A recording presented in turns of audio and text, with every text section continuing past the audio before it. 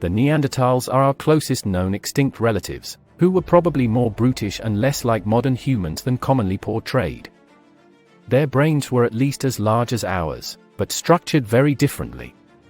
They controlled fire, expertly made stone tools, were proficient hunters, lived in complex social groups, buried their dead, and perhaps artfully wore feathers, but were less advanced in all of those areas than Homo sapiens. Neanderthals are often thought of as the stray branch in the human family tree, but research now suggests the Homo sapiens is likely the oddity of human evolution. What people tend to do is draw a line from our ancestors straight to ourselves, and any group that doesn't seem to fit on that line is divergent, distinct, unusual, strange. But in terms of evolution of our family tree, the genus Homo, we're the outliers and the Neanderthals are more toward the core.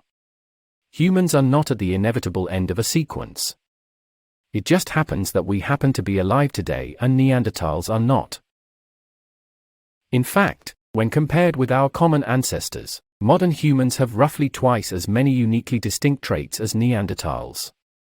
In other words, Neanderthals are more like the other members of our family tree than we are.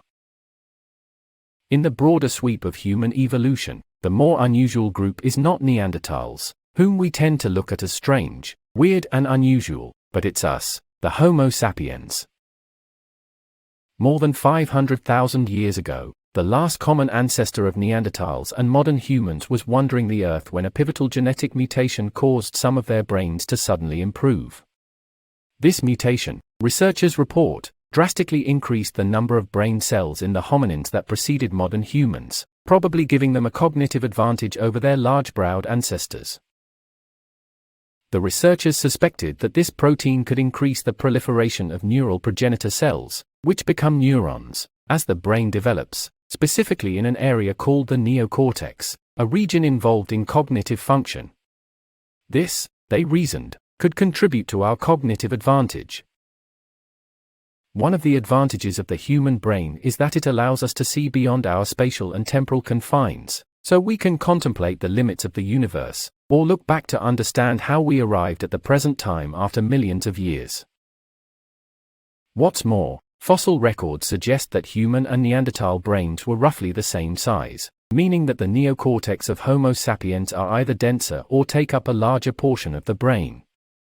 Scientists were surprised that such a small genetic change could affect neocortical development so drastically. The modern human version of the gene, called TKTL1, differs from the Neanderthal version by only one of its amino acid building blocks.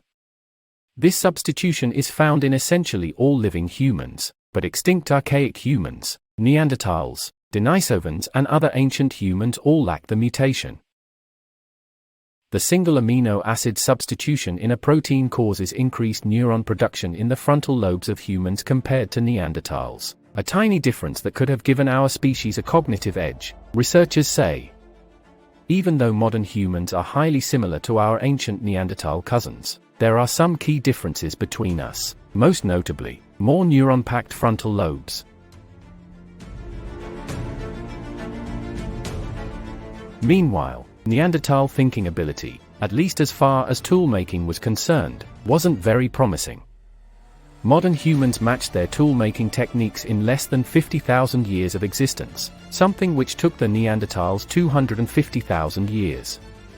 Inevitably, modern humans advanced far beyond them in the next 50,000 years of coexistence. Modern humans, for example, are the only members of our family tree who lack brow ridges. We are the only ones who have seriously shortened faces. We are the only ones with very reduced internal nasal cavities. We also have a number of detailed features of the limb skeleton that are unique. Nonetheless, remains of an early Neanderthal with a super strong arm suggest that Neanderthal fellows were heavily pumped up on male hormones, possessing a hormonal status unlike anything that exists in humans today, according to one scientific paper. The remains of an early Neanderthal with a super strong arm suggested that Neanderthal fellows were heavily pumped up on male hormones, possessing a hormonal status unlike anything that exists in humans today, according to a recent paper. Neanderthal males probably evolved their ultra-macho ways due to lifestyle, genes, climate and diet factors, suggests the study. Neanderthal males hunted in the extreme, helping to beef up one arm. The common method for killing animals was direct contact with the victim. Instead of shooting prey, such as mammoths, with a bow and arrow from a safe distance, Neanderthal males would engage in face-to-face contact, jabbing long, thick spears directly into the animal's flesh. Neanderthal females weren't delicate creatures either. Compared to anatomically modern humans, both male and female Neanderthals had a larger muscle mass and experienced a higher loading on the upper extremity than did Homo sapiens. Also, they differed from modern humans by a greater functional difference between the sexes in the use of the right arm. Thus, Neanderthal males had Popeye-type right arms, while Neanderthal females had arms that were more evenly matched and not nearly as muscular. Scientists analyzed a fossil humerus, long bone that extends from the shoulder to the elbow, for what they believe was a Neanderthal male that might have lived around 100,000 years ago in what is now Russia. The bone was put through computerized tomography, X-rays and other analysis. The fossil displays an unusual mixture of thickened walls with narrow bone marrow region cavities. This, according to the scientists, suggests intense mineralization provided for the strong, sturdy bone structure, with the inner narrowness based on a stronger shaft architecture requiring much less mineralization.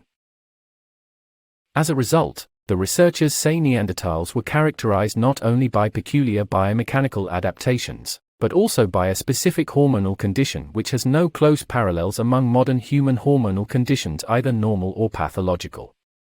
This condition might have evolved as a result of inherited genes, life in an often cold, northern climate, and an almost all-meat diet.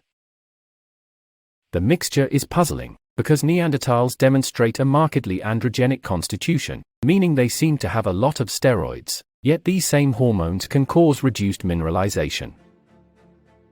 Edible plants in colder regions were few and far between, and the vegetation period was short. With little fruit and vegetables, the Neanderthals became specialized hunters who hunted terrestrial herbivores, such as mammoths and forest deer. Their diet then consisted nearly exclusively of proteins and lipids, which must have affected their hormones and bones. However, the unusually powerful right arms of Neanderthals may not be due to a spear-hunting life after all, but rather one often spent scraping animal skins for clothes and shelters. The unusually powerful right arms of Neanderthals may not be due to a spear-hunting life as once suggested, but rather one often spent scraping animal skins for clothes and shelters. Nonetheless, Neanderthals apparently had unusually strong arms, judging by their humerus, the long arm bone underlying the biceps and triceps, which often boasted protrusions with which to attach powerful muscles. Neanderthals have really interesting upper bodies. If you and I are both right-hand, you'd expect 4 to 13% asymmetry between our arms. Neanderthals have up to 50% or more asymmetry. They were doing something with their dominant arms that were either more intense or repetitive or both than we do today. The only population of modern people that we see who are similar are tennis players, who hit tennis balls many years aggressively.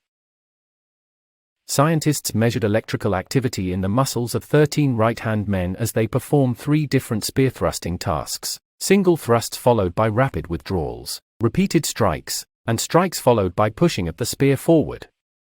They also analyzed the men as they carried out 4 different scraping tasks on carpets: hacking, pushing and 2 kinds of pulling. The experiments were done on men because most Neanderthal skeletons analyzed by scientists have been male. Female skeletons do show the asymmetry, but the small number of specimens makes it tough to say for sure whether Neanderthal females had uneven arms, too. The researchers found that spear thrusting led to significantly higher muscle activity on the left side of the body than on the right, opposite to what is seen in Neanderthal fossils. But spear thrusting did not appear to explain the mystery.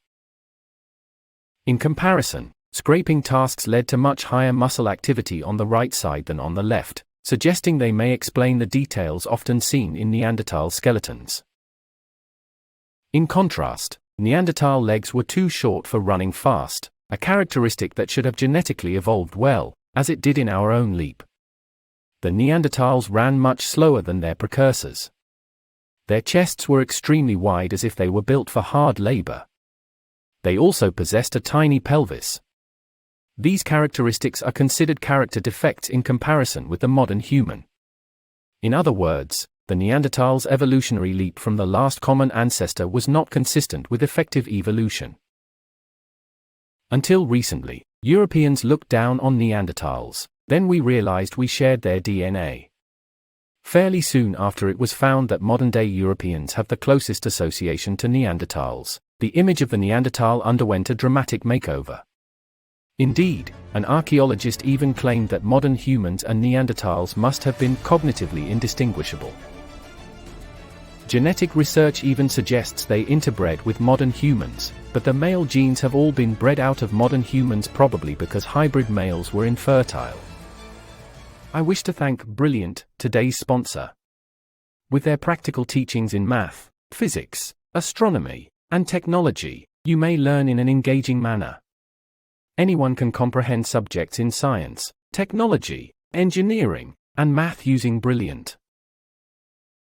We teach you the obvious concepts behind disciplines like algebra, statistics, algorithms, and much more, rather than just teaching you how to solve repeated problems.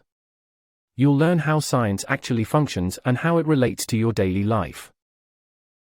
You'll acquire practical experience with tackling genuine problems, which will help you hone your scientific reasoning and problem-solving abilities. You will study things like how to create computer algorithms, determine the center of mass of objects, understand the basics of astronomy, and determine the boiling point of water. Brilliant begins by using engaging images to describe the subject and why it actually matters. Brilliant is a great, hands-on method to learn how to solve actual problems and really grasp science. With a special deal reserved only for highly compelling viewers, join the millions of people already studying on Brilliant. To begin using Brilliant's interactive lessons for free, go to brilliant.org/highlycompelling. Additionally, the first 200 viewers will receive 20% off a yearly membership. Click the link in the following description to support the channel as well.